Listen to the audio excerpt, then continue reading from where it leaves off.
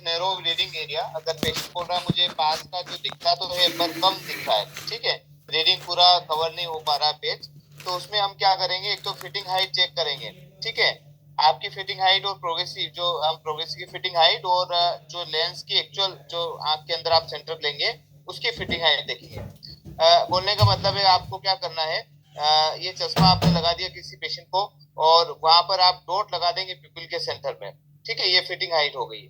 तो ये और आपका फिटिंग क्रॉस दोनों एक जैसा आ रहा है या नहीं आ रहा है वो हम चेक करेंगे, ठीक है। पीडी भी देख लेंगे, पीडी का मतलब ये और इन दोनों के बीच की तब दूरी हम मेजरमेंट करेंगे, ठीक है। तो ये पीडी हो जाती है पीपल का center to other people center, इसको हम पीडी बोलते हैं। वो पता है आपको किस तरह से लेंगे, उसका आइडिया है आपको, ठीक है। तो पीडी भी आप एक बार वेरीफाई कर लेंगे। जब आप फिटिंग क्रॉस यहाँ पर लगा लेंगे, अगर दोनों ग्लास की जो प्लस के जो साइन है इन दोनों को आप मेजरमेंट करेंगे तो इसको हम क्या बोलेंगे, ये आप फ्रेम के अंदर पीडी जब निकालेंगे तो दोनों फिटिंग क्रॉस को मेजरमेंट कर लेंगे, यहाँ का और यहाँ का। पीडी का फुल फॉर्म होता है पिपुलरी डिस्टेंस, ठीक है, राइट और लेफ्ट जो है उसमें पिपल के बीच की दूरी को, हाँ पिपुलरी डिस्टेंस। यस प्रवास सर, वेरी गुड। तो फ्रेम के अंदर जब आप फिटिंग आपने चश्मा फिट कर दिया है, चश्मा फिट करने के बाद पेशेंट को दिक्कत आ रही थी, ये दोनों भी आप मेजरमेंट कर सकते हैं, वापस से आप फिटिंग क्रॉस लेके आ जाइए, मैंने बताया था किस कैसे लाना है, ठीक है। ये लाने के बाद आप दोनों का मेजरमेंट करेंगे, दोनों फिटिंग क्रॉस का, तो ये पीडी हो जाएगी, चश्मे के अंदर जो लेंस लगे हैं वो कितना पीडी है और आपने जो पीडी मेजरमेंट किया है वो कितना पीडी है, वो दोनों का पीडी आपके सामने आ जाएगा।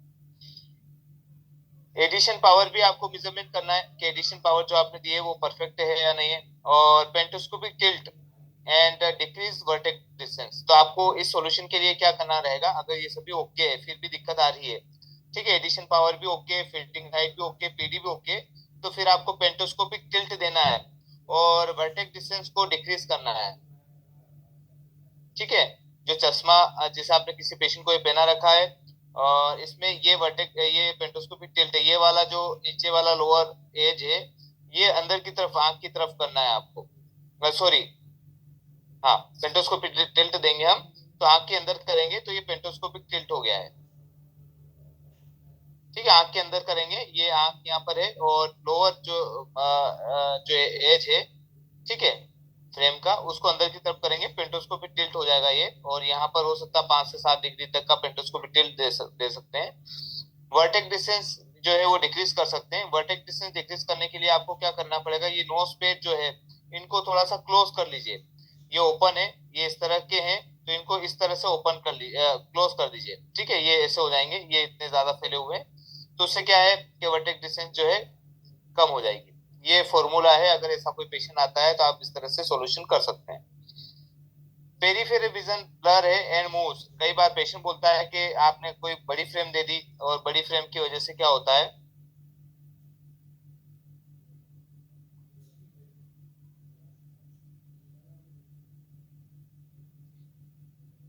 बड़ी फ्रेम से क्या होगा कि ये वाला जो एरिया है, ये सेंटर वाला एरिया तो अच्छा दिखता है पर ये यहाँ का एरिया अनवांटेड सिलेंड्रिकल नंबर ज्यादा होने की वजह से ये मूव करते हैं और ब्लर दिखते हैं। तो हम क्या करेंगे ऐसे पेशेंट के लिए, Recording in progress. जो फेशियल रैप है, ठीक है, फेशियल रैप क्या होता है कि आप इसको कर्व कर देंगे, ये फ्रेम जैसे इसको अंदर की साइड में कर्व कर देंगे, इसको फेशियल रैप बोलते हैं, this is a facial wrap, ये हम देंगे, फेशियल रैप देंगे, ठीक है। और वर्टेक्स डिस्टेंस अगर करना चाहें, अगर एडजस्ट करने के हिसाब से तो वर्टेक्स डिस्टेंस थोड़ी सी कम कर देंगे, ठीक है। तो इस तरह से भी आप, अमित सर राम राम राम राम।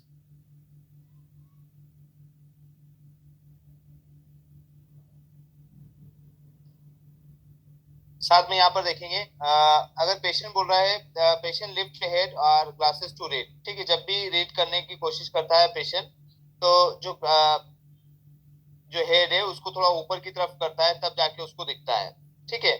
तो इसका मतलब क्या है कि जो लेंसेज की जो फिटिंग है वो टू लो, काफी नीचे की तरफ लग गया है, फिटिंग क्रॉस नीचे की तरफ लग गया है, जैसे कि फिटिंग क्रॉस यहाँ पर है, ठीक है, तो ये नीचे की तरफ लग गया है, यहाँ पर लग गया है, ठीक है। तो ये नीचे की तरफ आ गया है, पीपल आपका ऊपर आ गया है, नीचे फिटिंग क्रॉस आ गया है, इसलिए बार बार पेशेंट जो है रीडिंग करने के लिए आंख यहाँ पर लेने की कोशिश कर रहा है और जो सिर है उसको पीछे की तरफ करता है। ठीक है, तो इसका क्या सोल्यूशन है? अगर आपका नियर सर्कल जो है काफी नीचे लग गया है तो उसका सोल्यूशन ये है, आप इसको थोड़ा सा फ्रेम को एडजस्ट करके इसको ऊपर की तरफ लेके जाइए। बट्टू जी, गुड आफ्टरनून सर। फ्रेम को एडजस्ट करिए और इसको थोड़ा ऊपर की तरफ लेके जाइए। नोज पे आर्म जैसे आप क्लोज करेंगे फ्रेम ऊपर की तरफ चली जाएगी। पेंटोस्कोपिक टिल्ट को थोड़ा सा डिक्रीज कर दीजिए। अगर ऐसी कोई कंडीशन आती है तो पेंटोस्कोपिक टिल्ट डिक्रीज कर देंगे। ठीक है, जैसे कि मान के चलें आप, ये फ्रेम है और ये पेंटोस्कोपिक टिल्ट है यहाँ पर, तो इसको थोड़ा बाहर की तरफ, रेट्रो की तरफ लेके जाएंगे, जिससे क्या होगा कि ये हिस्सा जो है आंख के सामने आना स्टार्ट हो जाएगा। अगर ये अंदर की साइड रहेगा, अगर पेंटोस्कोप टिल्ट आपने यहाँ दे रखा है और यहाँ पर है, तो बार बार पेशेंट को हेड को टिल्ट करना रहेगा बैक साइड, पीछे की तरफ, और उसको पढ़ने के लिए। ठीक है, तो आपको इस तरह से कर सकते हैं। ठीक है, तो पेंटोस्कोपी टिल्ट कहाँ डिक्रीज करेंगे? जब भी रीडिंग में पेशेंट जो है हेड को टिल्ट करके देखने की कोशिश कर रहा है बैक साइड, तब उस पेशेंट को प्रॉब्लम आ रही है, तब आपको पेंटोस्कोप टिल्ट डिक्रीज करना है। पेशेंट अगर हेड को लोअर कर रहा है, मान के चलें इस तरह से, जैसे कि पेशेंट का ये चेहरा है और चेहरे को आगे की तरफ करके रीड करने की कोशिश कर रहा है, तो इसका मतलब क्या हुआ है?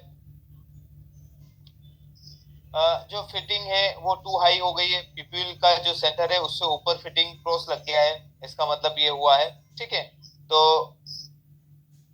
पेशेंट को जो रीडिंग करने के लिए नियर सर्कल को सामने लाने की कोशिश कर रहा है, ताकि वो हेड को आगे की तरफ मूव करता है। हम इस चीज को, इस फिटिंग क्रॉस को पीपल के सेंटर में लाने के लिए हम क्या करेंगे, इसको नीचे लाने के लिए आप नोज पे जैसे आप नीचे ओपन कर देंगे तो ये फ्रेम नीचे की तरफ आ जाएगी। नीचे की तरफ जैसे आएगी तो ये जो जो पिपिल है उसके सामने फिटिंग क्रॉस आ जाएगा, जिससे प्रॉब्लम खत्म हो जाएगी। तो आप इस तरह से कर सकते हैं, या फिर पेंटोस्कोपिक टिल्ट को इंक्रीज कर दीजिए। अगर ऐसा कोई पेशेंट आता है कि हेड को नीचे की तरफ देके फिर मुझे रीड करना पड़ रहा है, तो पेंटोस्कोपिक टिल्ट को ज्यादा बढ़ा दीजिए आप फिर। अगर फिर भी पॉसिबल नहीं है तो फिर नया लेंस आपको फिट करना रहेगा, और कोई ऑप्शन नहीं बचेगा। या कोई फ्रेम छोटी ले लीजिए, उससे छोटी फ्रेम करके किसी दूसरे में फिट कर सकते हैं, दूसरी फ्रेम में फिट कर सकते हैं, ये भी ऑप्शन है।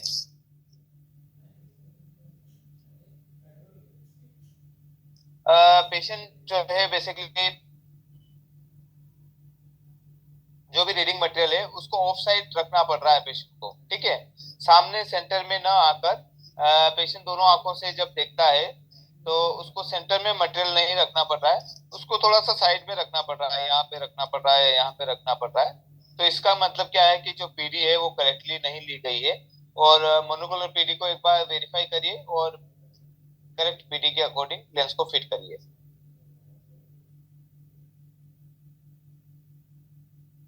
डिस्टेंस विजन स्लाइटली ब्लर, कई बार ये कंप्लेन आती है कि पास का अच्छा दिख रहा है, इंटरमीडिएट अच्छा दिख रहा है, पर डिस्टेंस विजन जो है ब्लर दिख रहा है। ठीक है, तो हमें क्या करना है कि एक तो पेंटोस्कोपिक टिल्ट जो है इंक्रीज कर दीजिए। ठीक है, और फिटिंग हाइट जो है उसको कम कर दीजिए। ठीक है, वो फिटिंग, अगर फिटिंग क्रॉस ऊपर की तरफ है तो इसको थोड़ा सा डाउन करेंगे, वाइड ओपन करेंगे नोजपेट को, तो ये क्रॉस नीचे की तरफ आ जाएगा, और जिससे पेशेंट को डिस्टेंस से थोड़ा और अच्छा दिखने लग जाएगा। साथ में पेंटोस्कोपिक टिल्ट बढ़ा दीजिए। ठीक है, पेंटोस्कोपिक टिल्ट जैसे आप बढ़ाएंगे तो खींच के नीचे फिटिंग क्रॉस और नीचे आ जाएगा। तो आपको इस तरह से सॉल्यूशन करना है।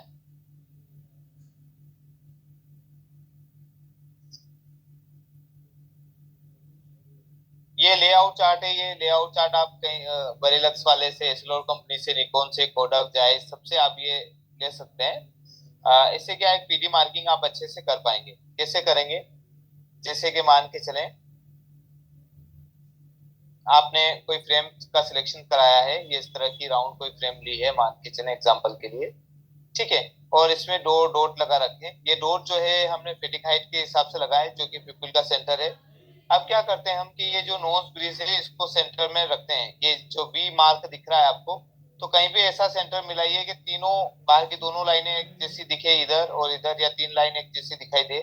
ठीक है, तो कितनी लाइनों को कवर करके ये हमारा हिस्सा ये यहाँ पर है। ठीक है, तो इस तरह से आपको नोज पे, नोज जो नो ब्रिज है, ब्रिज को यहाँ पर रखना है।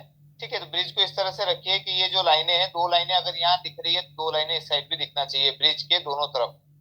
ठीक है, उसके बाद जो आपका राइट आई का जो लेंस है, राइट आई डमी है, उस डमी के ऊपर आपने डॉट पहले से लगा रखा है, तो आप फिर उसके बाद आप देखेंगे कि इसकी पीडी जो है राइट आई की मान चलें 34 है, तो 34 पर एक लाइन ड्रॉ कर देंगे। ठीक है, क्योंकि यहाँ पे 34 ये आप इससे जूम करके देखेंगे इसको, ये 34 मिल जाएगा। एक सेकेंड। ठीक है, ये मैंने जूम किया है।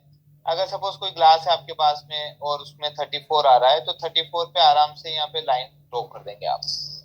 ठीक है, और ये जो डॉट लगाया था, हो सकता है डॉट आपने यहाँ पे लगा रखा है पीपल का सेंटर, पर हमारा जो पीडी लिया है उसी के अकॉर्डिंग आपको लाइन ड्रॉ करना है। जब आप इस तरह से लाइन करेंगे फिटिंग क्रॉस बन जाएगा। यही आपका फिटिंग क्रॉस हो गया है, जिसमें आप जो लेंस मंगवा रहे हैं वो फिटिंग क्रॉस एक दूसरे के ऊपर ओवरलैप हो जाएंगे।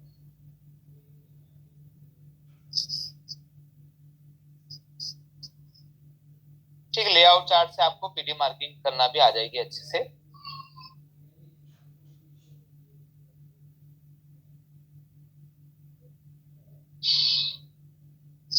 देखिए, फिटिंग के समय आपको ये देखना है पेंटोस्कोपिक टिल्ट, जैसे मैंने आपको बताया था 6 से 8 डिग्री तक का पेंटोस्कोपिक टिल्ट हम दे सकते हैं। फेशियल रेप आपका जो फ्रेम है, जब भी प्रोग्रेसिव के लिए बुक करते हैं, बुक करने के बाद अलाइनमेंट और ये सब चीजें चेक करने के बाद आपको कुछ एडजस्टमेंट करने चाहिए मार्किंग लेने से पहले। तो क्या मार्किंग लेने से पहले क्या एडजस्टमेंट करेंगे? एक तो पेंटोस्कोपिक टिल्ट थोड़ा बढ़ा देंगे, फ्रेम को एडजस्ट करेंगे, पेशेंट को कंफर्टेबल लग रहा है नहीं लग रहा है। 12 से 14 एमएम तक का वर्टिक डिस्टेंस रहता है, जैसे मैंने आपको बताया, क्योंकि आपकी ट्रायल फ्रेम में जो लेंस हम चेक करते हैं वो भी 12 से 14 एमएम के वर्टिक डिस्टेंस से, यार भी 12 से 14 एमएम के वर्टिक डिस्टेंस से नंबर कैलकुलेट करता है।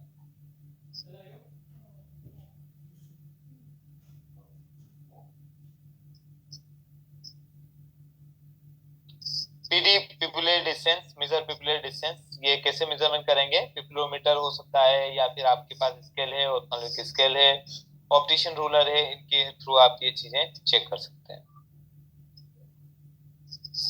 फिटिंग हाइट मेजरमेंट करने के लिए आपको क्या करना है कि पेशेंट को सामने बिठाइए, फ्रेम पहना दीजिए, फ्रेम के बिल्कुल सेंटर में एक डॉट लगा देंगे।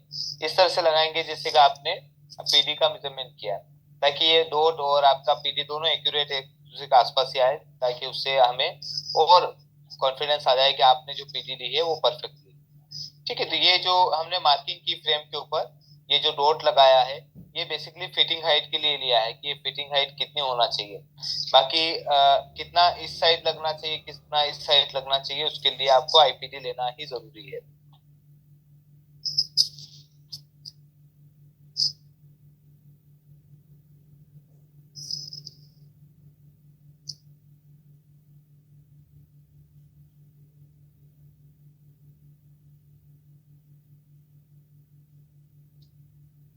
ठीक है, जैसे मैंने वो लेआउट चार्ट का बोला, उसके ऊपर भी आप इस तरह से मार्किंग कर सकते हैं। एक डमी के ऊपर आप प्रोग्रेसिव बना सकते हैं, फिर लगा के देख लीजिए कैसा लग रहा है, ये भी आप परफेक्शन ला सकते हैं।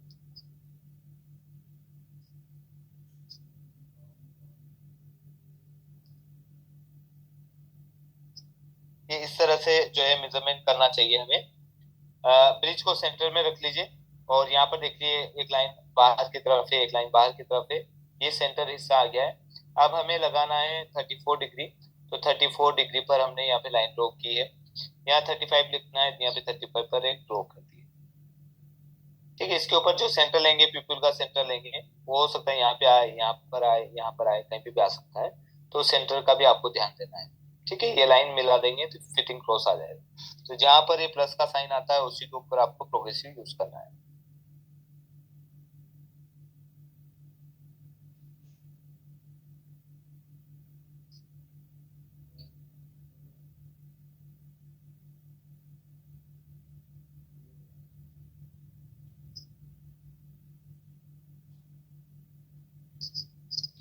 सेंटर लेने के बाद क्या करना है?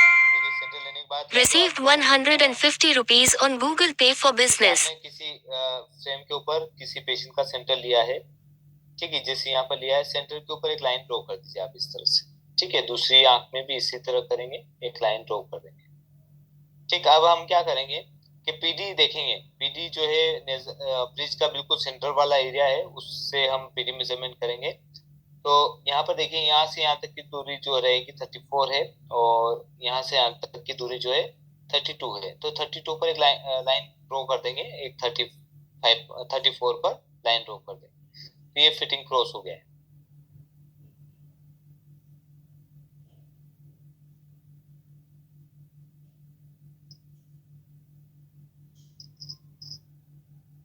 ठीक है, तो यहीं पर हम क्या करेंगे, जो हमारा प्रोग्रेसिव है, इसका प्लस का साइन और ये प्लस का साइन एक दूसरे के ऊपर ओवरलैप कर देंगे। अच्छा, ये जब भी प्रोग्रेसिव की फिटिंग करे तब ये ध्यान रखिए कि प्रोग्रेसिव रोटेट तो नहीं हो रहा है। ऐसा तो नहीं कि जैसे कि आपने पीआरपी जो है वो एक्सिस भी ये मानी जाती है। अगर आपने ऊपर रोटेट कर दिया तो एक्सिस चेंज हो जाएगी, 20-30 डिग्री काम करने लग जाएगी, और ऊपर किया आप तो अलग अलग एक्सिस जो है काम करने लग जाएगी। तो आपको ये ध्यान देना है क्या।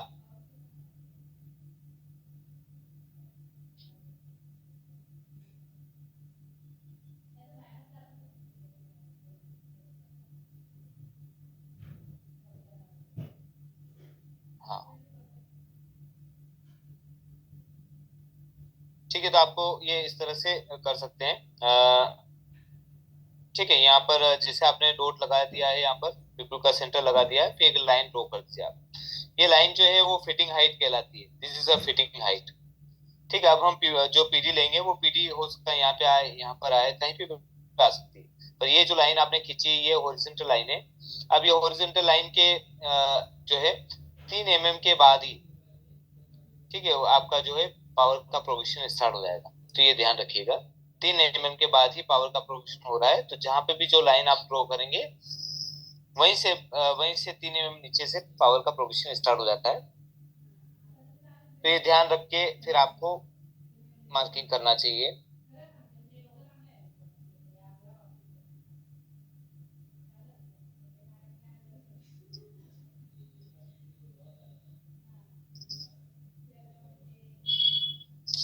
लेंस का पीडी निकालने के लिए आपको क्या करना है, एक सेकेंड।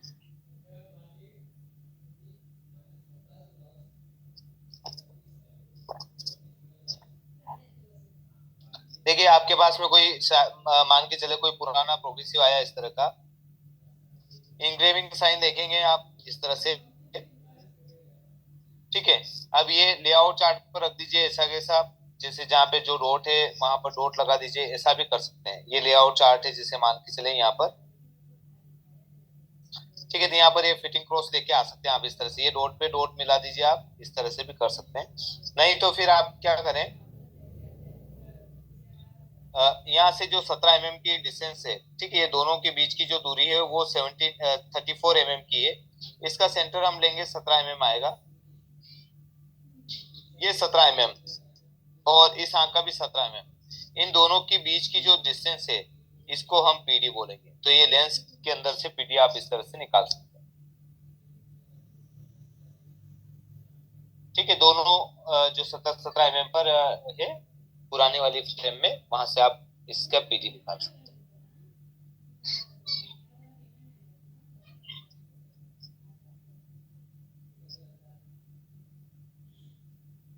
ठीक है।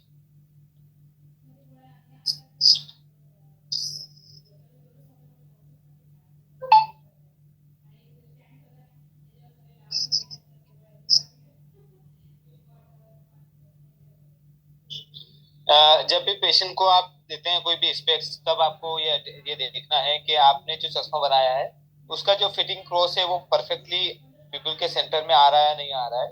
ये इस तरह से जो है फिटिंग होती है, तो इसका आपको ध्यान देना है। फिटिंग क्रॉस जो है बिल्कुल सेंटर में हो जाता है,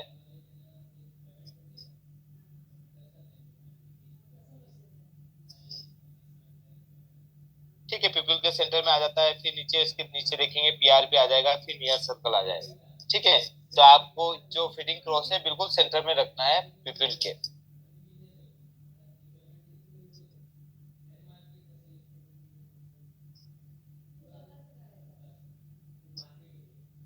ये तो आपको आइडिया है ये कौन कौन से क्या रहते हैं।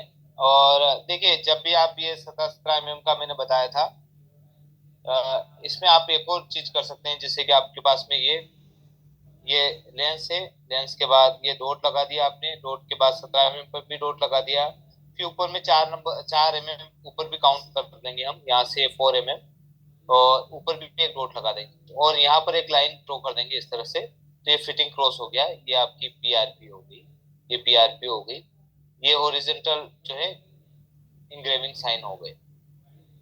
ठीक है, तो इन दोनों के बीच में, पीआरपी और फिटिंग क्रॉस के बीच में 4 mm का डिफरेंस होता है, तो इसका ध्यान रखिएगा।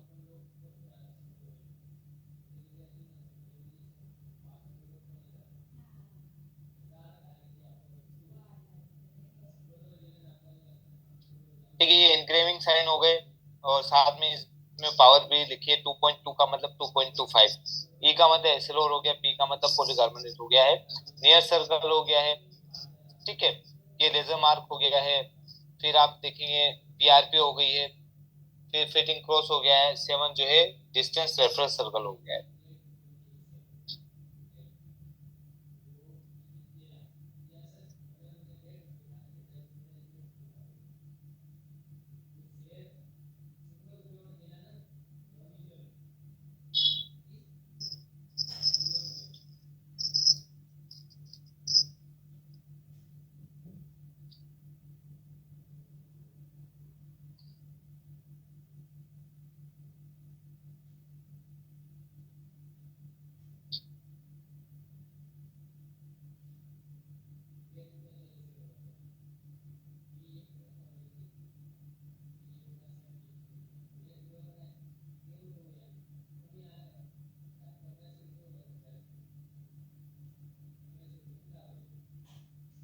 देखिए यहाँ पर कुछ और बातें आपको ध्यान रखना चाहिए।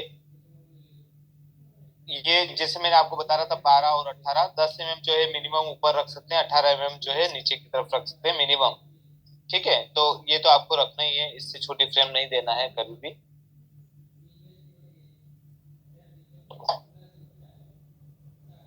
जो प्रोग्रेसिव लेंस के लिए बेस्ट जो फ्रेम रहती है, वो आप टेम्पल देखें, बिल्कुल टेम्पल को टच करते हुए जाए, ऐसी फ्रेम लीजिए। ये हिस्सा बाहर है, अनवांटेड सिलिंड्रिकल नंबर प्रॉब्लम करेंगे, पेशेंट को वेव्स दिखाई देगी, इसका ध्यान रखें।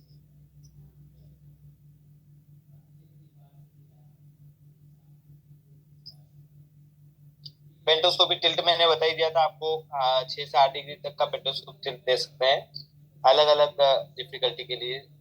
इफेक्ट ऑफ वर्टेक्स डिस्टेंस का इफेक्ट क्या होता है कि अगर पहले चश्मा यहाँ दूर लगा रखा था तब विजुअल फील्ड कम मिल रहा था, अब पास में लगा लिया, विजुअल फील्ड अच्छा मिल गया है।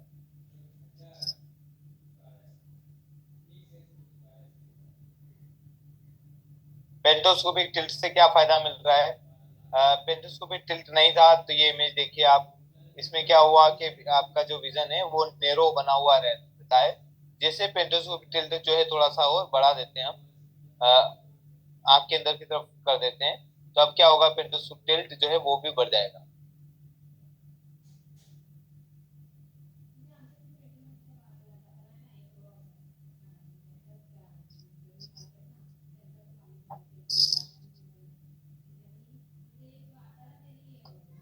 फेशियल फॉर्म क्या होता है बेसिकली, जैसे कि हम किसी ये कोई फ्रेम है और फ्रेम को ऊपर की तरफ से कर्व कर देते हैं, इसको कर्व, इसी को फेशियल फॉर्म बोलते हैं। और ये आप देखिए इस तरह का, आप ऊपर की तरफ से मतलब सिर पर देखेंगे, सिर से नीचे की तरफ देखेंगे, तो यहाँ पर आपको फ्रेम अगर बाहर ज्यादा दिखाई दे रही है यहाँ से, तो इसको थोड़ा सा फेशियल फॉर्म देना रहेगा। तो इसका भी आप ध्यान रखें जब भी किसी पेशेंट को देते हैं प्रोग्रेसिव, तब इसका भी आपको ध्यान रखना है। फिटिंग हाइट मैंने आपको बता ही दिया था, पिपिल के सेंटर से लगाकर लोअर रिम तक के बीच की दूरी को फिटिंग हाइट बोलते हैं, ये भी आपको ध्यान रखना है।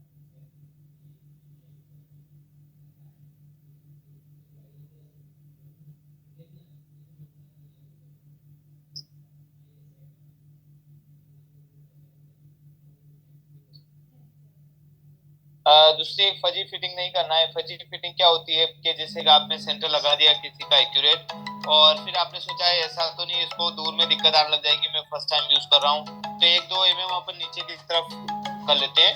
जब फिटिंग क्रॉस को 1-2 mm नीचे की तरफ लगा देते हैं, कई बार ऐसा होता है, तो वो नहीं करना है।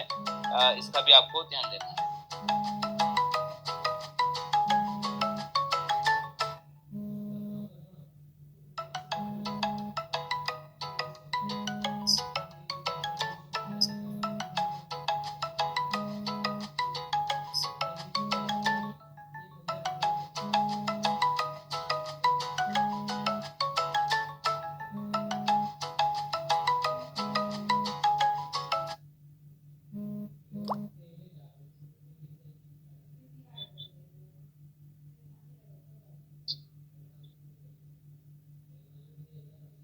देखिए कई बार हम पैरेलक्स एरर के भी शिकार हो जाते हैं। पैरेलक्स एरर क्या होता है कि आपकी हाइट और पेशेंट की हाइट में अगर डिफरेंस आ जाता है, अगर 1 इंच का डिफरेंस आता है तो 1.7 mm का एरर आ जाता है।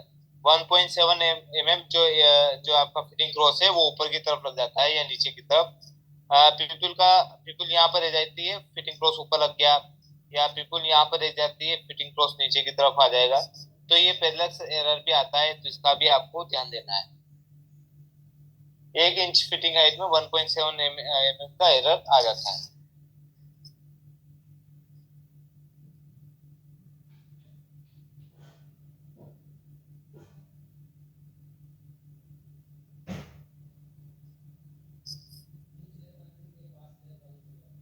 नौ 11 13 लिखा रहता है, उसका मतलब क्या है?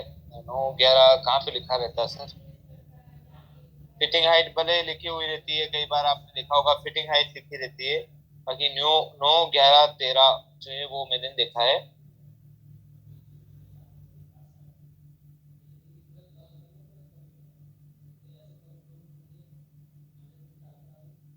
हाँ 14 16 18 ये तो फिटिंग हाइट है सर। 14 16 18, 14 फिटिंग हाइट है, 16 है, 18 है। आप इतनी फिटिंग हाइट के हिसाब से इस लेंस को फिट कर सकते हैं। 14 16 18 ये तीनों में काउंट कर जाएगा। अगर आप कभी लिखेंगे तो 14 वाला, 16 वाला, 18 वाला तीनों फिटिंग हाइट के लिए एक ही यही इसी टाइप का लेंस जो है पर्याप्त है। इसका मतलब ये हुआ है हर 2 2 mm पर जो है उसमें सेंटर बनाए गए हैं, नियर सर्कल पॉइंट। तो इसलिए 14 भी फिटिंग हाइट वाला भी चश्मा लगा सकता है, और 16 18 तीनों फिटिंग हाइट वाले चश्मे आप लगा सकते हैं।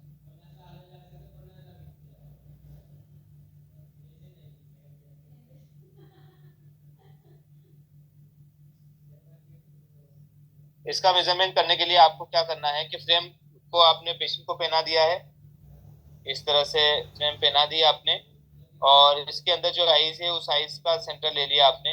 यही सेंटर जो है यहाँ से यहाँ तक की जो डिस्टेंस है, दूरी है लोअर एज तक, तो ये देख लीजिए कितनी है, 20 है या 17 है या 14 है। तो उसी के अकॉर्डिंग आपको लेंस ऑर्डर करना चाहिए। अगर 20 लग रहा है इस पेशेंट को तो 20 mm का लेंस मंगवाना पड़ेगा। ठीक है, 20 अगर यहाँ से यहाँ तक की जो दूरी है वो 20 है तो 20 फिटिंग हाइट वाला लेंस मंगवाना पड़ेगा। यहाँ से यहाँ तक की दूरी 17 है तो 17 फिटिंग हाइट वाला। ठीक है, तो जैसा चाहे वैसा फिटिंग हाइट का आपको लेंस ऑर्डर करना पड़ेगा। तो ये आप इस तरह से मेजरमेंट कर सकते हैं। जहां पर आपने पिपल का सेंटर लिया है, सेंटर से लोअर एज तक की दूरी को हम फिटिंग हाइट बोलते हैं।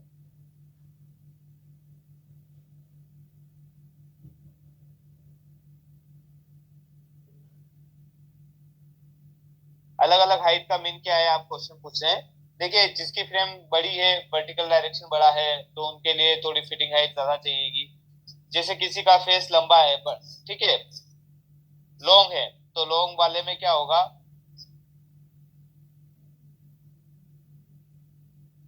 लॉन्ग वाले में आप वर्टिकल लेंथ ज्यादा देंगे उस पेशेंट को। ठीक है, वर्टिकल लेंथ होने की वजह से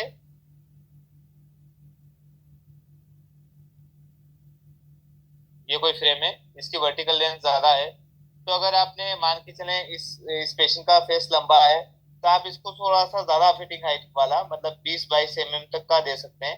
जो पिपल का सेंटर है उससे नीचे जो है 22 mm के बाद इसके 20 22 mm पर जो है नियर का सर्कल आएगा। ठीक है, इसका मतलब ये हुआ 18 mm का मतलब है फिटिंग क्लोज से लगाकर नियर तक का जो है 18 mm का सफर तय करना पड़ेगा आपको। ये आप देखेंगे ये 18 mm है, फिर 14 mm। ठीक है, तो ये फिटिंग हाइट है बेसिकली। तो इस तरह से फिटिंग हाइट दी जाती है।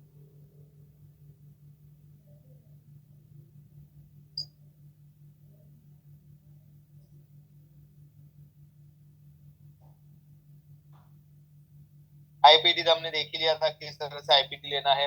बाकी आपके कुछ क्वेश्चन है तो आप पूछ सकते हैं, क्योंकि आज ट्रबल शूटिंग का ही है। आपके क्वेश्चन का आंसर है अभी तक की क्लास में कहीं कोई प्रॉब्लम आई है, कहीं पर आपको अभी भी कोई दिक्कत आ रही है, वो भी क्वेश्चन आप पूछ सकते हैं।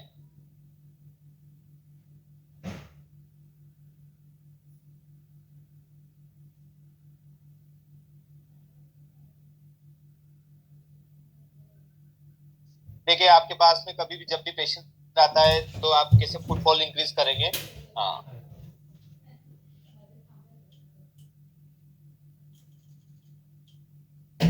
चंदन शाह जी का एक मैसेज आया हुआ है 6/6, 6/9, 6/12। इसमें 6 का मतलब क्या होता है? देखिए 6 जो है basically distance between the patient to your vision drum. ठीक है, आपका पेशेंट जो है, कस्टमर जो है, उसको बिठाकर और आपके विजन ड्रम के बीच की दूरी को हम क्या बोलते हैं?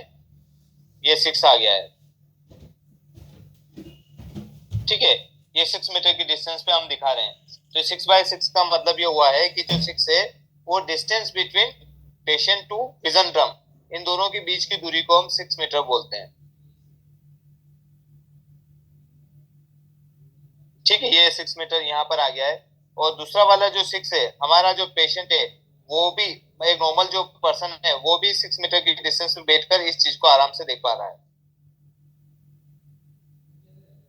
तो ये कंपैरिजन चलता रहता है। जैसे मान के चले 6/9 तक आ गए तो कोई एक नॉर्मल पर्सन जो है 9 मीटर की डिस्टेंस पे आराम से देख पा रहा है, वो हमारा पेशेंट 6 मीटर की डिस्टेंस पे देख पा रहा है। ऐसा कंपैरिजन चलता रहता है जब तक कि दोनों इक्वल ना आ जाए।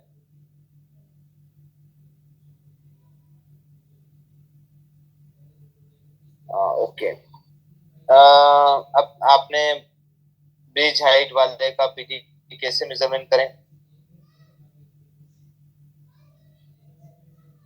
हाँ, अपने से बड़ी हाइट वाले का कैसे मेजरमेंट करें? देखिए उसको खड़ा रख के मत करिए, एक स्टूल ले लीजिए, एक स्टूल या कोई चेयर ले लीजिए, उसको बिठा दीजिए इस स्टूल पे, चेयर पे। ठीक है, यहाँ पर आप बिठा देंगे उसको, पर्सन को, और तब आप भी बैठ जाइए और दोनों की हाइट बराबर ले लीजिए। उसके बाद आपको पीडी लेना है। खड़े खड़े पीडी लेंगे तो हाँ। संस्कृति में प्लीज अनम्यूट कर दीजिए सभी को, ताकि आज ट्रबल शूटिंग की क्लास है तो इसमें वो कोई क्वेश्चन पूछ सकता है। Okay sir. जी मैम।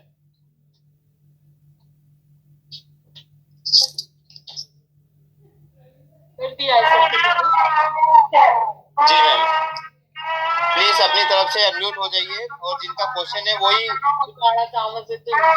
अनम्यूट रहे, बाकी सब म्यूट रहे। प्लीज, किसी बच्चे की आवाज भी आ रही है, ध्यान रखें आप।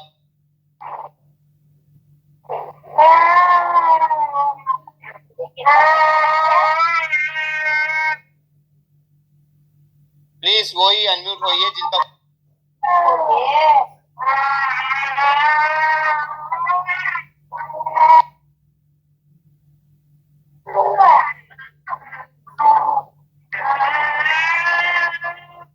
शेख सर, आपके वहां पे किसी बच्चे की आवाज आ रही है, प्लीज आप अनम्यूट हो जाइए, म्यूट हो जाइए प्लीज।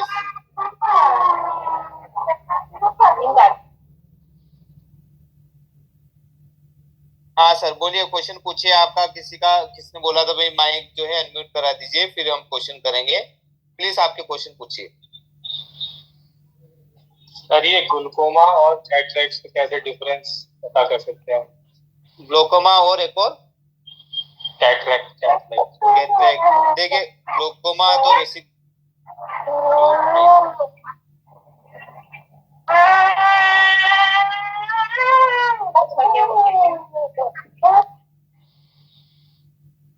देखिए कैटरेक्ट तो बेसिकली आप लाइट से देख सकते हैं।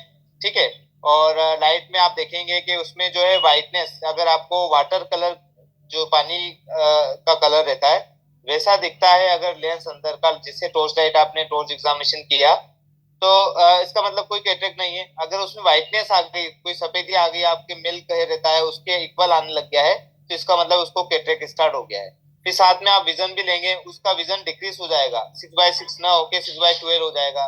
नियर विजन जो है अच्छा हो जाएगा। पेशेंट 50 साल की एज का है पर N6 रीड कर लेगा, ये कैटरेक्ट के साइन है। ठीक है, इस तरह से आप कैटरेक्ट को देख सकते हैं।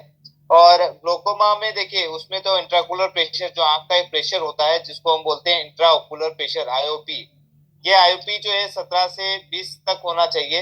अगर ये 20 mm से ज्यादा 25 mm तक है तो सस्पेक्टेड माना जाता है कि इस पेशेंट को ग्लोकोमा हो सकता है।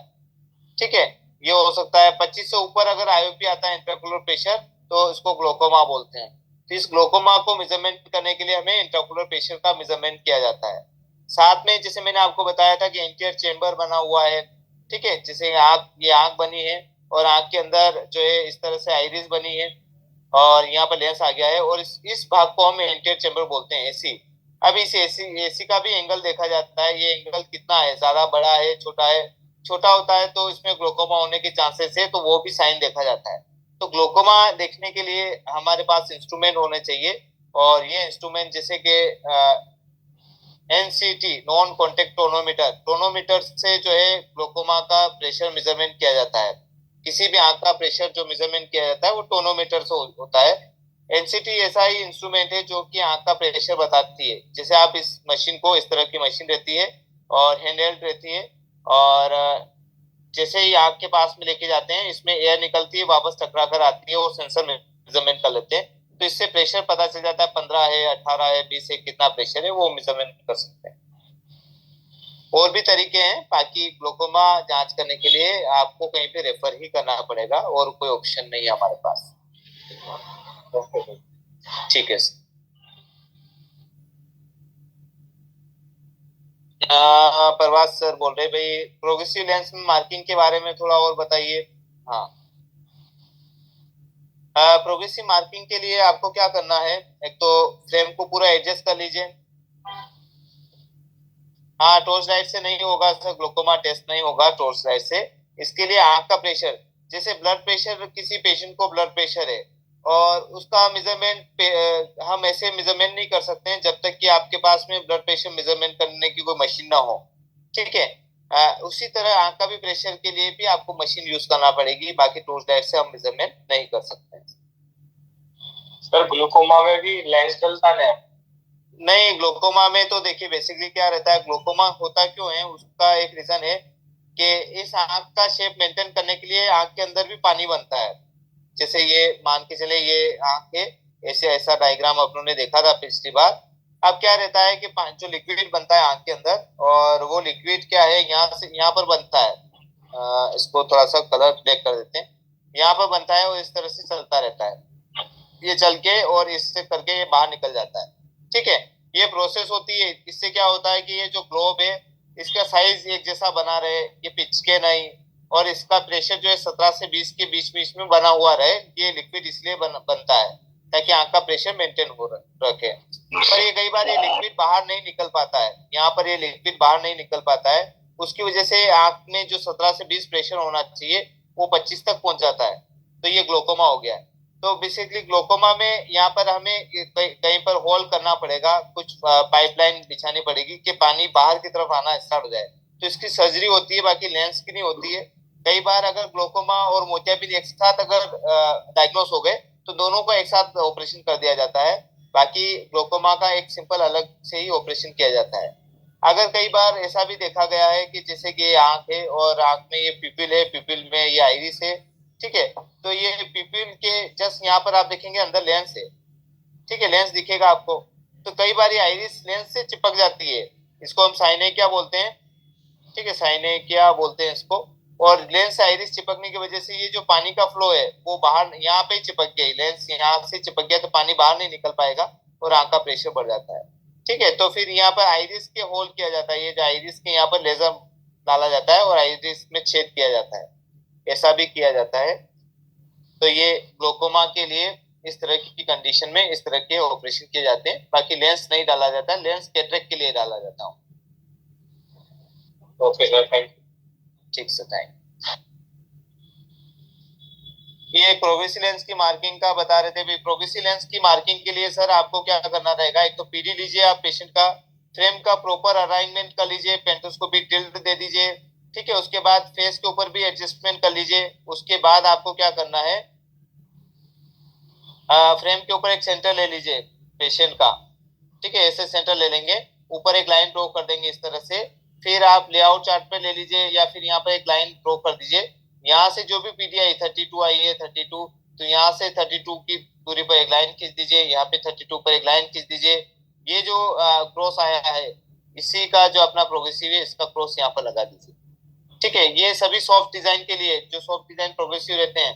चाइना जो रहते हैं हार्ड डिजाइन रहते हैं, वो बाइफोकल की तरफ फिट कर दीजिए। आप बाइफोकल जैसे फिट करते हैं ऐसे फिट कर दीजिए। बाकी सॉफ्ट प्रोग्रेसिव को आपको पीडी के अकॉर्डिंग ही फिट करना है।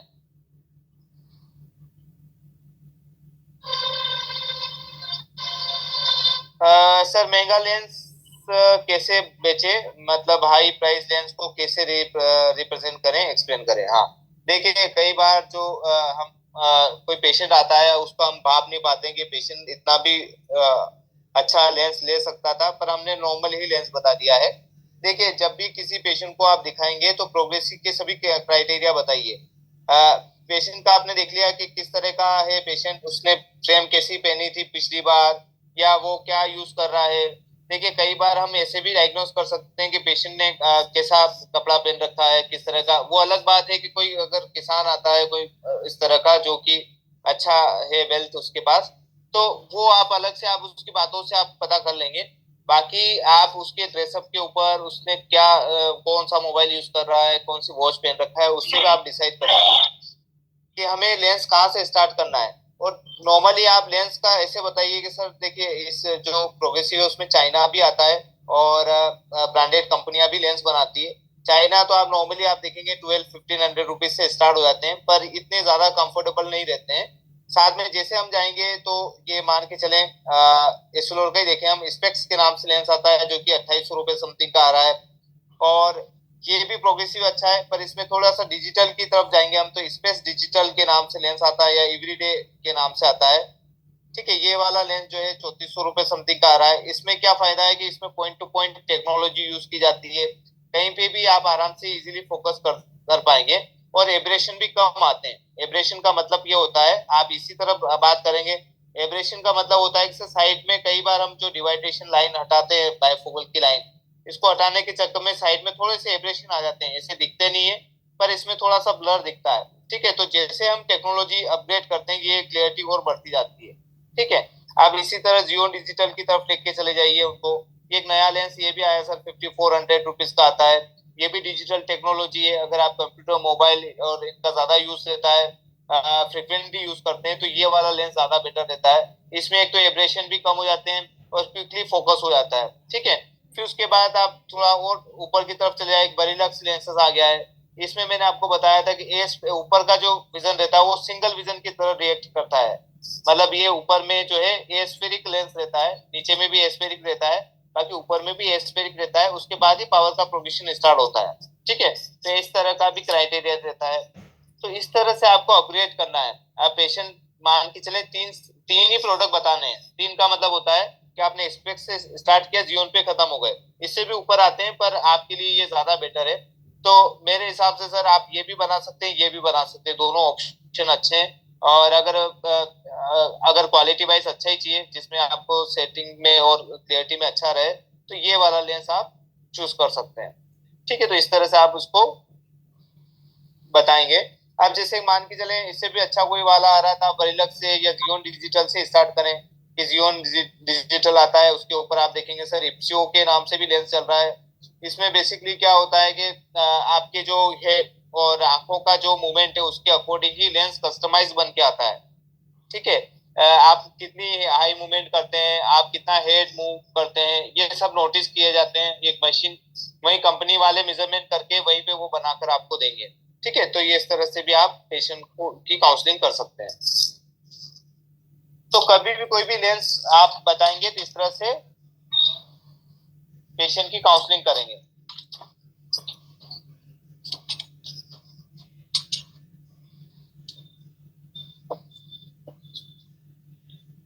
इसी तरह मान के चले कोई सिंगल विजन वाला पेशेंट आया तो उसमें भी आप इस तरह से ब्लू कट मान के चले, आपको ब्लू कट देना है तो ब्लू कट की काउंसलिंग कैसे करेंगे। ये सर नॉर्मली चाइनीज कंपनियां भी ब्लू कट बनाती है और ब्रांडेड कंपनियां भी बनाती है। चाइनीज में पीवीसी पॉलीविनाइल क्लोराइड मतलब प्लास्टिक जो है यूज करते हैं, जो कि आंखों के लिए ज्यादा कंफर्टेबल नहीं होता है। बाकी आप CR39 जो रहता है ये रेजिन मेटल रहता है, ठीक है। रेजिन का मतलब होता है कि इसमें यूवी प्रोटेक्शन मिल जाता है, आंखों के लिए ज्यादा कंफर्टेबल रहता है। ये एक कोलंबिया, आप हिस्ट्री भी बता सकते हैं, ठीक है। कोलंबिया नाम का एक साइंटिस्ट है जिसने 39 टाइम्स ट्राई करने के बाद इस तरह का लेंस बनाया, ठीक है, जो कि यूवी प्रोटेक्शन में भी काम करता है। एक सेकेंड जस्ट। सर इसकी फुल फॉर्म क्या बताइए आपने? Columbia resin, Columbia resin. Okay sir.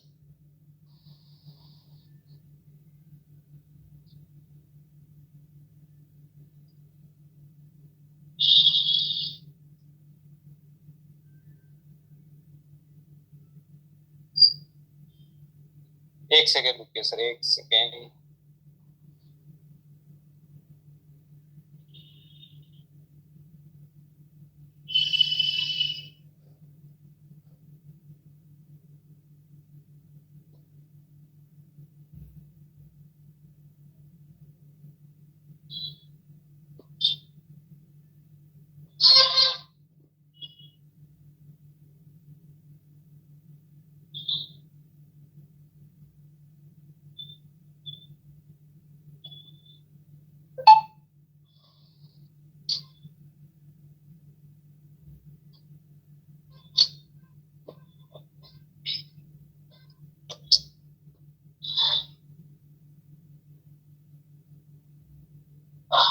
Okay,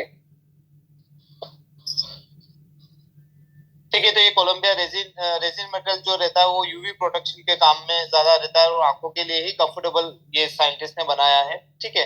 तो इसमें जो है वो ब्लू कट जो है, ब्लू कोटिंग यूज की जाती है जो कि ज्यादा कंफर्टेबल रहेगी कंप्यूटर मोबाइल के लिए बजाय की चाइना, ठीक है। तो इसमें आप देखेंगे एलिमेंट्स के नाम से भी लेंस आ रहा है, फ्रिजाल कोटिंग में भी आ रहा है, और अदर जो कंपनियां है उसका भी आप जिक्र कर सकते हैं इसी तरह काउंसलिंग करते हुए, ठीक है।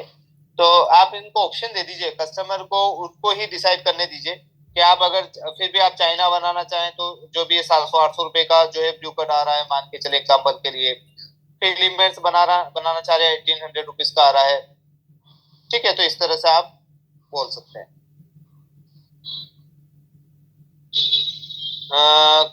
कंफ्यूज हो जाता है कि कब क्या करें, बोलता है कि बाद में आता हूँ। देखिए कंफ्यूजन वाली स्थिति तब आएगी जब आप उसको उसको आप खुद कंफ्यूज होके बताएंगे, तब कंफ्यूजन स्टार्ट हो जाता है। तो हमें ये ध्यान रखना है कि जब भी किसी पेशेंट की काउंसलिंग करते हैं हम, तब आपको उसको फ्री माइंड देकर दो या तीन ऑप्शन दीजिए कि आप या तो ये रखिए सर, बजट का अगर इशू नहीं है, आपको नॉर्मल कम बजट यूज करना है, फिर ये यूज कर सकते हैं। तो इस तरह से आप काउंसलिंग करेंगे तो पेशेंट जो है समझ जाएगा। जस्ट सेकेंड रुकिए सर, एक सेकेंड।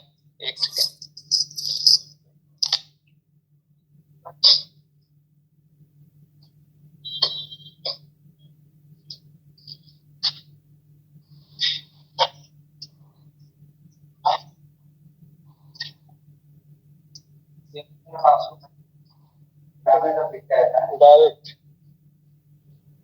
पता नहीं कैसे फोन से ये बना रहे गेट खोल के दिखता है। गेट ही गलत है। बाथरूम बनाने वाले दिक्कत ना हो। किसका जवाब सर? मेरा जवाब दीजिए 108। आपका कौन सा क्वेश्चन था सर? हाँ, कंफ्यूज हो जाता है पेशेंट, उसके लिए। तो सर उनको दो ही ऑप्शन दीजिए या तीन ऑप्शन ही दीजिए, और ज्यादा आप कंफ्यूजन वाली बात मत करिए उनसे, डायरेक्टली आप फ्री बात करिए। और उनको जब जा रहा है पेशेंट और ऐसा लग रहा है तो फिर आप उसको थोड़ा सा ग्रैब करिए और उसको कुछ एक ऑफर भी दे सकते हैं, इस तरह से भी रख सकते हैं। जैसे कि मान के चले आप मेरे पास आए और मैंने कोई भी एक आपका प्रोग्रेसिव का ही ऑर्डर ले रहा हूँ मैं आपका, और मैंने आपको बताया कि सर जैसे आपने फ्रेम पसंद किए, जो भी फ्रेम आपने 600-700 जो है फ्रेम पसंद किया आपने, तो उसके लिए प्रोग्रेसिव चाइनीज कंपनी में भी जा सकते हैं जिसमें आप ब्लू कट भी मिल जाएगा, ठीक है। तो इस तरह से भी, तो हम ब्लू कट पहले से नहीं बताएंगे, हम सबसे पहले हार्ड कोड बताएंगे। हार्ड कोड में वेराइटी आप स्पेक्स की तरफ आ जाइए, फिर एवरीडे की तरफ आ जाइए, ठीक है। तो ये तीनों ही ऑप्शन बताएंगे हम, और ज्यादा कुछ भी नहीं बताएंगे। अब इनमें क्या इसके आसपास भी अगर स्पेक्स के आसपास कोई कंपनी आती है, अदर कोई सिविलियन है या अदर आरके वाला कोई लेंस है, वो भी आप इसमें इंक्लूड कर सकते हैं। तो आप ये इसमें पॉइंट टू पॉइंट टेक्नोलॉजी भी बता सकते हैं एवरीडे वाले में। इसमें ये रेगुलर प्रोग्रेसिव होता है, बाकी ये ब्रांडेड है, इसमें फाइबर यूज किया जाता है जो कि आंखों के लिए कंफर्टेबल रहता है। चाइनीज में पीवीसी यूज किया जाता है।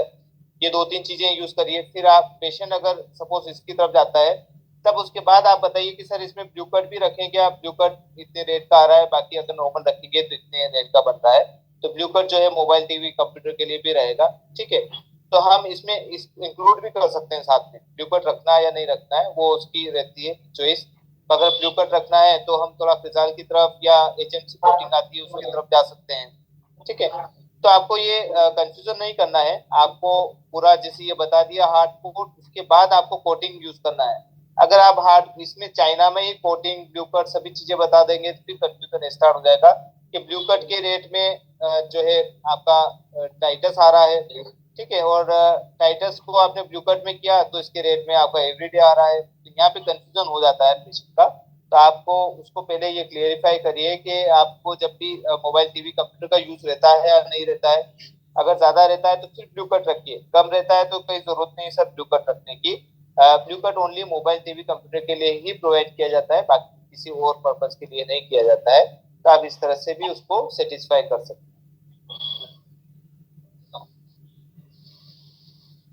एक एबी वैल्यू क्या होती है? देखिए एबी वैल्यू बेसिकली क्या होता है कि क्रोमेटिक एब्रेशन, जिसको हम क्रोमेटिक एब्रेशन बोलते हैं। जितनी एबी वैल्यू ज्यादा होती है उतना कम क्रोमेटिक एब्रेशन होता है। जितनी एबी वैल्यू कम होती है उतना क्रोमेटिक एब्रेशन ज्यादा होता है। तो बेसिकली जैसे हम इंडेक्स बढ़ाते हैं, जैसे हमारा एक रिफ्रैक्टिव इंडेक्स होता है 1.5 है, 1.56 है, 1.59 है, 1.60 है, 1.61, 1.67, 1.74, यहाँ तक रिफ्रैक्टिव इंडेक्स आता है। ये इंडेक्स बेसिकली क्या होता है कि लेंस को पतला कर देता है, ठीक है, लाइटर और पतला हो जाता है लेंस। थिन करने के लिए हम ये इंडेक्स यूज करते हैं। जितना हायर इंडेक्स रहेगा उसकी एबी वैल्यू उतनी ही कम होगी। कम होने की वजह से पेशेंट को क्रोमेटिक एब्रेशन की दिक्कत आएगी। क्रोमेटिक एब्रेशन क्या होता है कि चश्मा पहनने के बाद पेशेंट को ये जो पॉइंट्स दिख रहे हैं ये कलर्स लाइंस में दिखाई देंगे, इसके एजेस जो है कलर टाइप के दिखते हैं, ठीक है। पी जो रहेगा उसमें बहुत सारे दिखने लग जाएंगे। इसी तरह 1.67 में भी एबी वैल्यू मान के चले 25 रहेगी, 1.67। तो ये बेसिकली एबी वैल्यू जो है वो रिफ्रैक्टिव इंडेक्स के ऊपर काम करती है। जितनी एबी वैल्यू आपकी गड़बड़ रहेगी, कम रहेगी, उतना क्रोमेटिक एब्रेशन होना स्टार्ट हो जाएगा। क्रोमेटिक एब्रेशन का मतलब होता है उसको कलर्ड लाइंस दिखना, कोई एजेस दिखना, इस तरह का।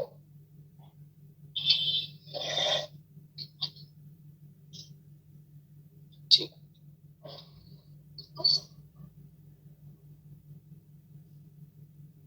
और किसी का कोई क्वेश्चन है तो आप पूछ सकते हैं।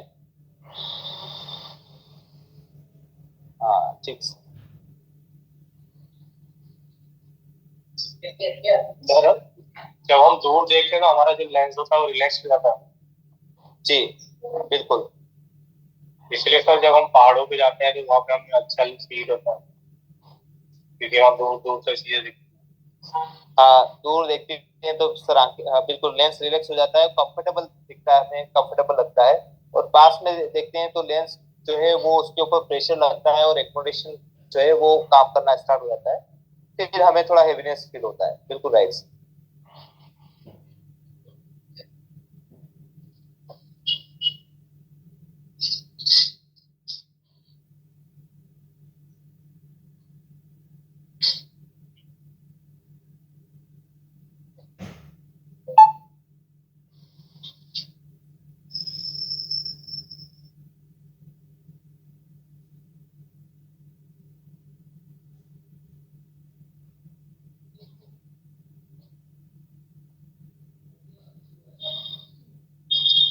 इनग्रेविंग इनग्रेविंग इनग्रेविंग बोलते हैं, इनग्रेविंग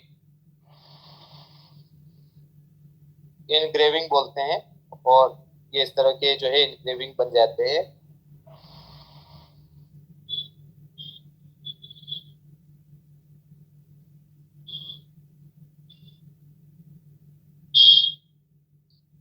और किसी का कोई आज तक का कोई डाउट हो तो वो पूछ सकते हैं सर। कभी कभी पावर का क्लास बहुत ठीक आता है।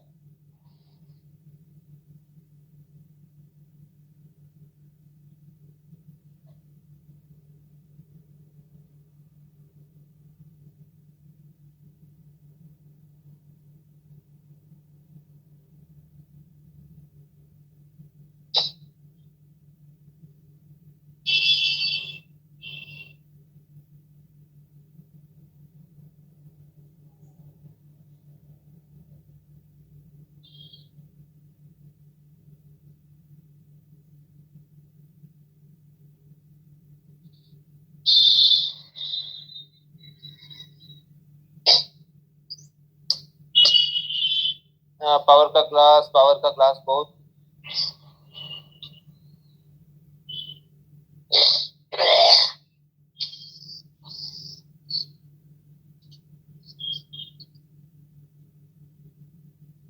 हाँ, पतला लेंस को इंडेक्स बढ़ाना पड़ेगा सर। हाई पावर में इंडेक्स, जैसे मैंने आपको रिफ्रैक्टिव इंडेक्स बताया 1.67 है, 1.74 है, इनमें पतला लेंस बन जाता है। 1 पॉइंट जो है आप ड्यूकट भी यूज करेंगे तो 1.60 जो है इंडेक्स आ जाता है। तो ये इंडेक्स बढ़ाते हैं तो पतला होता जाता है लेंस, तो हम इंडेक्स यूज कर सकते हैं। Higher index, thinner the lens. इनकी प्राइस काफी ज्यादा रहती है सर। सबसे कम इंडेक्स 1.5 होता है, 1.5 कि 1.56, 1.59, 1.60, 1.67, 1.74, ये यहाँ तक इंडेक्स आता है हार्डबोर्ड का।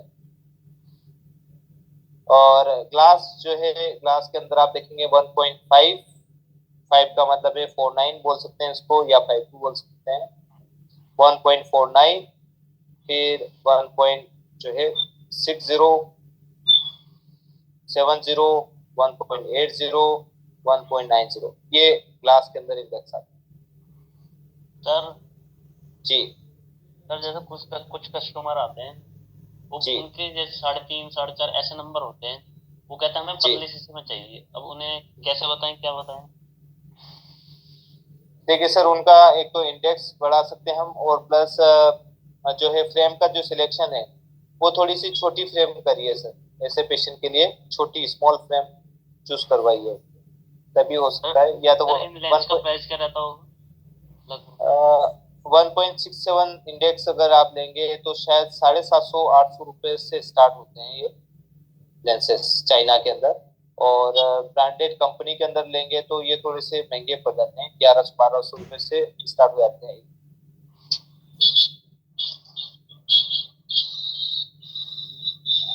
कंपनी के अंदर फिर अलग अलग प्राइस स्टार्ट हो जाते हैं। कोई हो सकता है 2000 रुपए से स्टार्ट हो रहा हो, ऐसा भी रहता है। बाकी चाइना के अंदर तो 700-800 रुपए तक में 1.67 मिल जाता है ब्लू कट के साथ। हेलो परवाज सर, मेरे क्वेश्चन आपका समझ सर में आया कब? जी सर, मैं ये बोल रहा था 1.50 जो है उसको 1.5 को 50 भी बोल सकते हैं ना? हाँ, 1.5 को 1.50 बोल सकते हैं सर, कोई दिक्कत नहीं। सबसे कम जी इंडेक्स 1.5। जी जी बोल सकते हैं जी। उसके बाद आता है 1.56, उसके बाद 6, उसके बाद 6.1, उसके बाद 6.7, जी उसके बाद 7.4। जी। Thank you. Thank you sir. हाँ सर, वो क्वेश्चन आपका कभी कभी पावर का क्लास बहुत ठीक आता है और किसी के प्लेनो बाय पावर आता है, ऐसा क्यों? मतलब आप बोलने का ये चाह रहे हैं कि किसमें डिस्टेंस के पावर के साथ एडिशन आता है ऐसा, और किसी के बिना नंबर का ऊपर में डिस्टेंस में कोई नंबर नहीं रहता है, पास में नंबर रहता है।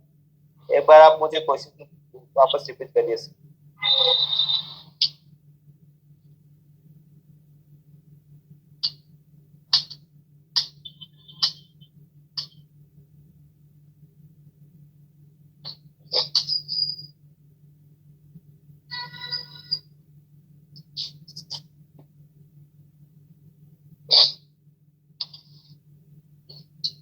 हेलो।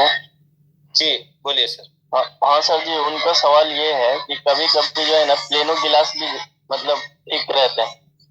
जी मतलब जैसे कि अपने पास दो पेयर है, तो किसी हाफ पेयर एक पेयर रहता है पतला और एक पेयर रहता है थोड़ा सा जाड़ा, उसके मुकाबले में मतलब थोड़ा जाड़ा रहता है, मोटा रहता जी है।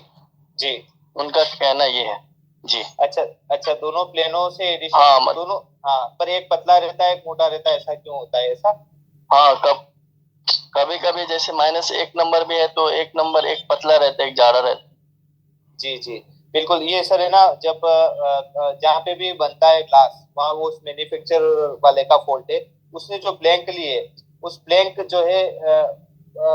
जो है वो थिन लिए, पतली लिए, मतलब उसमें से पतला ही लेयर निकलता है हमेशा। तो इसलिए कई बार आप देखेंगे कि -1 वाला किसी ब्लैंक में पतला दिख जाता है, किसी में मोटा दिखता है। तो ब्लैंक का फर्क है, बाकी और कोई फर्क नहीं आता है। उसने ब्लैंक चूज करने में, उसके पास ब्लैंक नहीं रहती है, दूसरी रहती है, तो दूसरी ब्लैंक भी लगा देता है कई बार। जैसे कि जी जी 1.5 वाली, हाँ 1.56 वाली ब्लैंक लगा दी, किसमें 1.5 की लगा दी। अब उसका पैसा जो है उसने एक ही चार्ज किया, क्योंकि उसके पास अवेलेबल स्टॉक नहीं था, तो उसने अपने हिसाब से कर दिया। जैसे आपने कई बार, हमने एआरसी एंटी रिफ्लेक्शन कोटिंग वाला लेंस का ऑर्डर ले लिया, अब आपके पास एआरसी नहीं मिल रहा है, तो फिर आप ब्लू कट डाल देते हैं, उसको ज्यादा पैसा वैसा ना एआरसी बताते हैं और ब्लू कट डाल देते हैं उसको, और अच्छा हो जाता है। बाकी पैसा एआरसी का ही चार्ज किया आपने, ऐसा हो जाता है।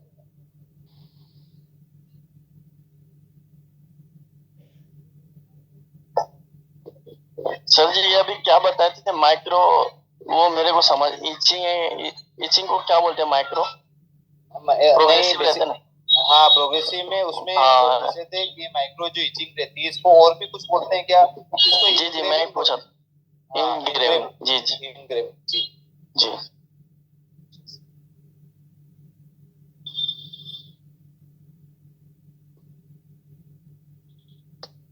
वो जो इंग्रेविंग है उनका ही डिस्टेंस जो है 34 mm होता है ना। हाँ, 34 mm का रहता है, बिल्कुल सर। 34 और जी डिवाइड करेंगे 17 आ जाएगा, 17 पे पी आ जी सर। जाएगा। जी। जी अमन जी का क्वेश्चन आया है, हाई प्राइस फ्रेम को कैसे एक्सप्लेन करें कस्टमर को? देखिए, हाई प्राइस वाली जो है, बेसिकली हाई प्राइस का मतलब है कि आपने 2000 से ऊपर, तो कंपनी भी आ जाती है साथ में, वो डिजाइनर आप करिए सर। इसका मटेरियल जो है एसीटेट मटेरियल यूज किया जाता है, ये डिजाइनर फ्रेम रहती है, इनका नया लुक स्टार्ट होता है। ये इस तरह से आप एक्सप्लेन कर सकते हैं। बाकी लोकल में जो है वो जो मटेरियल है वो थोड़ा सा नॉर्मल यूज किया जाता है। हायर ब्रांडेड फिल्मों में फिनिशिंग आप देखिए सर, इनके जो हिंज रहते हैं वो मोटे थिकर रहते हैं, स्टेनलेस स्टील के हिंज यूज किए जाते हैं। तो इसी तरीके से आप उसको प्राइस बता सकते हैं, बाकी तो और कोई तरीका नहीं है। ब्रांडेड फ्रेम में बेसिकली आपको उनका जो मटेरियल है उसके बारे में बताइए, उसकी फिनिशिंग के बारे में बताइए, उसके जो हिंजेस है उसके बारे में बताइए। इसमें साइज का कोई डिफरेंस नहीं आता है, जिससे कि मान के चले राइट आई और लेफ्ट आई, आप लोकल फ्रेम यूज करेंगे तो इन दोनों के बीच में एक डमी और दूसरे डमी के बीच में डिफरेंस आ जाता है। ठीक है, ये इवन बॉक्सिंग सिस्टम से बना फिर भी आ जाता है। तो और ये हैंड मेडेड रहते हैं, हाथ। कई बार जैसे कोई कंपनियां जो है अपने जो फ्रेम बनाती है वो हाथ से बनाई जाती है, हाथ का मतलब है उसमें लेबर वर्क किया जाता है, उससे फिनिशिंग दी जाती है। ठीक है, तो हैंड मेडेड रहती है फ्रेम्स, ऐसे भी आप बोल सकते हैं। प्योर एसीटेट मटेरियल रहता है। अब टाइटेनियम देखिए, आप टाइटेनियम जो है अगर रिप्लेस की बात करें तो आपको 130 रुपए में मिल जाएगी, और वही टाइटेनियम आप महंगी फ्रेम में देखेंगे तो उसमें 3500-4000 रुपए की भी आएगी फ्रेम।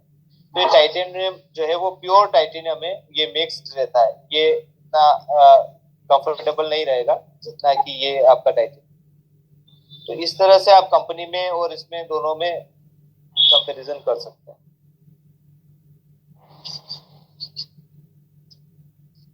हाँ, परवाज सर बोल रहे हैं पतला वाला ग्लास जो है वो उसमें फिटिंग नहीं होता है, फ्रेम में फिटिंग नहीं होगा सुपरा वाली में। बिल्कुल सर, आप राइट बोल रहे हैं। उसके लिए फिर थिकर वही आपको ब्लैंक जो है उसको रिप्लेस करवा के ही मंगवाना पड़ सकता है, बाकी तो और कोई ऑप्शन नहीं है। या पेशेंट को सुपरा की जगह फुल फ्रेम का चॉइस करवाइए। क्योंकि देखिए, आपने अगर उसकी बॉर्डर बना भी दी एक बार, अगर आपने उसकी रिम बना भी दी है, ठीक है, और रिम ये बार बार क्रैक होती रहेगी उसकी, और पेशेंट परेशान होता रहेगा। बिल्कुल राइट से। तो ये इसका भी सॉल्यूशन वही है, या फिर उसको फाइबर में कन्वर्ट करिए। CRKT पेशेंट को बोलिए CRKT लीजिए अगर सुप्राफ्लेम लेना है, क्योंकि ग्लास के अंदर ये रिम नहीं बनेगी, वो ग्लास नीचे गिरेगा और फूट जाएगा, आपका ही नुकसान होगा। मेरी तरफ से तो ये राय है CR लीजिए। देखिए ग्लास का काम तो वैसे आप कम कर दीजिए, आपके फायदे के लिए ही है। ग्लास में क्या होगा, पेशेंट एक तो आपके जब भी आप फिटिंग करेंगे तब टूटने का चांसेस होता है। सेकेंडली पेशेंट के कभी वो नीचे गिर गया और कुछ समय पहले बनाया, नीचे गिर गया और फूट गया, फिर आपके पास आएगा और फिर बोलेगा भाई ये आपने ग्लास बड़ा कमजोर दिया, नीचे गिरने से फूट गया है। तो ऐसी चीजों से इग्नोर करने से आपका कस्टमर भी खराब होगा। इससे अच्छा आप उस पेशेंट को ये बताइए कि ग्लास तो आपका अब भी गए और घर पे गए, नीचे गिरा तो फूट जाएगा। ग्लास का काम तो स्वभाव यही है कि फूटना। फाइबर लीजिए आप सर, स्क्रेच आएंगे पर लंबे समय के बाद आएंगे, एकदम से स्क्रेच नहीं आते हैं। अगर आप तो उसकी केयर रखेंगे तो स्क्रेच आने की संभावना इतना जल्दी नहीं है, और जब भी आएंगे फिर वापस से नया ग्लास चेंज करेंगे, उसमें क्लियरिटी और अच्छी रहेगी। बाकी आपकी इमरजेंसी नहीं होगी, आज गिरा और फूट गया तो आपकी इमरजेंसी फंस गई, बाकी फाइबर नीचे गिरने पर स्क्रेच आएगा, बाकी आपकी क्लियरिटी बनी रहेगी। जब भी आपको समय मिलता है तब आप वापस से नया ग्लास लगवा सकते हैं, ये कर सकते हैं। तो ये आप उसकी काउंसलिंग करिए इस तरह से। सर ये PRP के कितना ऊपर फिटिंग क्रॉस होता है, अगर समझो अपने को कट लेंथ के अंदर से निकालना है तो? 4 mm सर, 4 mm। 4 mm ना? जी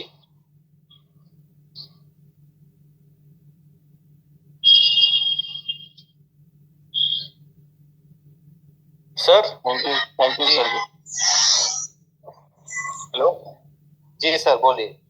सर, मैं पूछ रहा हूँ जैसे जो लेंसेज का जो इंडेक्स होता है 1.5, 1.53, 1.56, तो ये जैसे जैसे जैसे इंडेक्स बढ़ता है लेंस की थिकनेस कम होती है जी तो ये इस टाइप से क्यों लिखा रहता है कि जैसे 1.74 इंडेक्स है तो उसकी थिकनेस बहुत कम आती है, ठीक है? जी। तो ये तो बिल्कुल ऑपोजिट हो गया ना, कि जैसे आपका जो नॉर्मल कस्टमर के लिए नंबर बढ़ रहा है और साइज जो थिकनेस वो कम हो रही है, तो इसके लिए आप कुछ बता सकते हैं? नहीं, जैसे कि जो इंडेक्स रहता है इसका मतलब होता है घनत्व। घनत्व का मतलब होता है सर इसको कंप्रेस करके बनाया जाता है, और कंप्रेस में ये इंडेक्स हमेशा बढ़े हुए रहते हैं और थिकनेस कम हो जाती है। जैसे आप कोई चीज है आपके पास में, जैसे रबर का कोई मटेरियल है मान के चले, और उस मटेरियल को कितना आप कंप्रेस कर रहे हैं तब जाके इसकी थिकनेस कम होती जा रही है। तो ये कंप्रेशन यूज किया जा रहा है एक तरह से, आप एग्जांपल के लिए हम कह सकते हैं। जितना ज्यादा प्रेशर लगाएंगे उतना पतला निकलेगा लेंस। तो सर ये प्रेशर से रेफर किया जाता है? अब वैसे इंडेक्स मतलब घनत्व से रेफर किया जाता है इसको, तो जैसे अपन नॉर्मली किसी को समझाना है तो आप इस तरह से कर सकते हैं। घनत्व का मतलब है उसको कंप्रेस किया गया है, जैसे आपने मेमोरी कार्ड जो है कंप्रेस किया गया है, उस तरह से ये भी आपका कंप्रेस किया जाता है लेंस। जी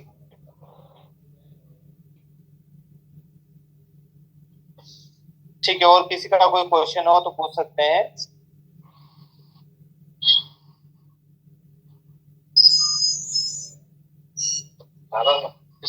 जी जी सर, क्वेश्चन सॉल्व करो इसके, क्वेश्चन सॉल्व करो इसके। ठीक है, फिर आज की क्लास यहीं फिनिश करते हैं। सबको thank you very much join करने के लिए। हाँ सर, बोर्ड आता कि कल क्लास होगी ना सर? नहीं सर, कल क्लास नहीं, आज लास्ट क्लास है, और अब जो सेशन होगा उसमें मिलेंगे सर। अब नेक्स्ट जो सेशन बनेगा उसमें जी, कब तक कब बनेगा? उसमें आप नहीं मिलेंगे? हाँ सर, मैं नहीं मिलूंगा। अब कोई हमारे जो कलीग हैं वो पढ़ाएंगे आपको। Thank you sir, thank you very much. Thank you sir, thank you very much. You have a great patience and teaching well. Okay, thank you sir, thank you. जो आपकी लाइन में नहीं आ रहा है वो भी आप सिखा रहे हैं सबको, और आपको नॉलेज भी है। ऊपर वाला हमको भी ये नॉलेज दे और पेशेंस दे आपकी तरह। बिल्कुल बिल्कुल सर, आ जाएगा नॉलेज के साथ। हाँ yes sir, yes sir, yes sir. You have a very good job. Thank you, thank you. ठीक है sir, thank you very much. Kishan sir, Aman sir, thank you very much आप ज्वाइन करने के लिए। प्रभास सर 236 आपको भी thank you very much.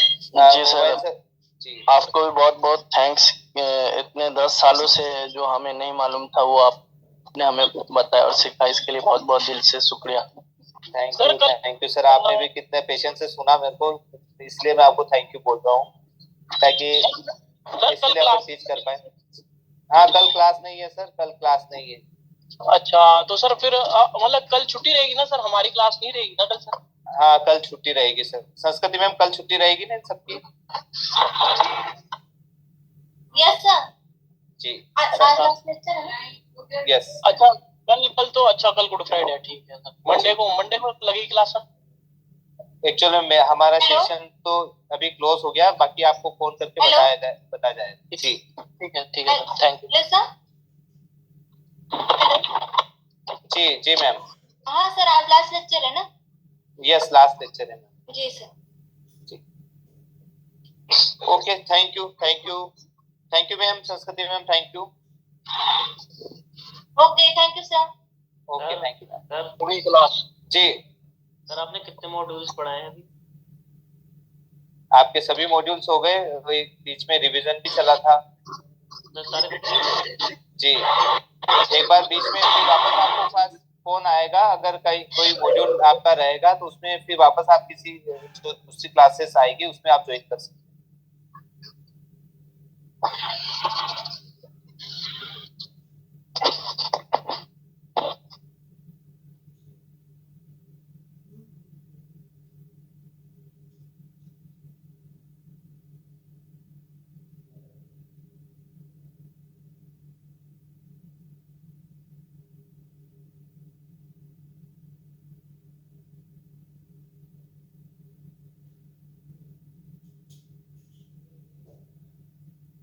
Recording stopped. Recording in progress.